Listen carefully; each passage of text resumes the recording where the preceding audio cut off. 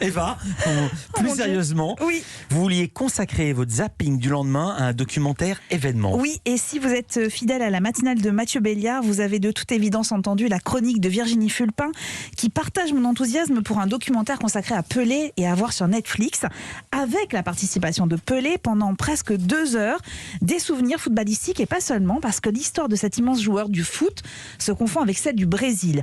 Alors, j'ai regardé et surtout j'ai écouté ce film, parce que la vie de Pelé, c'est aussi une suite de sons comme celui-là.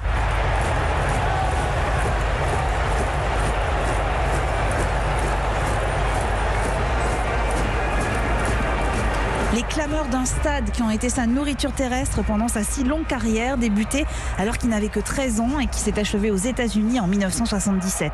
Sur son maillot, 3 étoiles de champion du monde, dont celle de 1970. Avec l'équipe du Brésil, il n'était pas favori pour autant. Après le premier match, il était redevenu le roi du monde, Pelé, l'art du foot au rythme d'une samba. 1970, c'était le bonheur. On formait un groupe incroyable. Ces amitiés, vous savez, les fous rires partagés, c'est rare.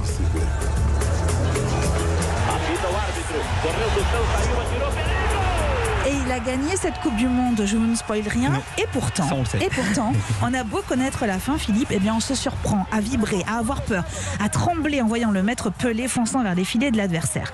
Mais lui aussi, il a tremblé. Il raconte ce stress qui ne l'a jamais quitté, cette émotion trop vive à l'arrivée au stade avant la finale contre l'Italie, toujours en 1970. Des milliers de supporters scandant son nom et lui s'effondrant en larmes devant tant de marques d'affection. Il raconte ce moment face aux caméras des 2 réalisateurs, David Treihorn et Ben Nicolas, et il pleure. Mais c'était une décharge d'émotions. C'est ma dernière Coupe du Monde. Aidez-moi, Seigneur. Je veux cette coupe. Vous devez m'aider. Excusez-moi. C'est plus fort que moi. Désolé.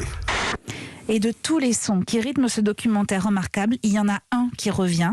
Pelé est assis, sur ses genoux une boîte en bois et ses doigts qui tapotent délicatement la surface.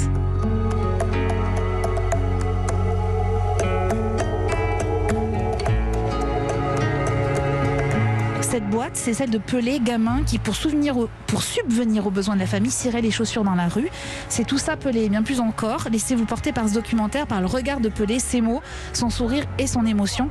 Et c'est à voir indiscutablement sur Netflix, évidemment. Merci beaucoup, Eva.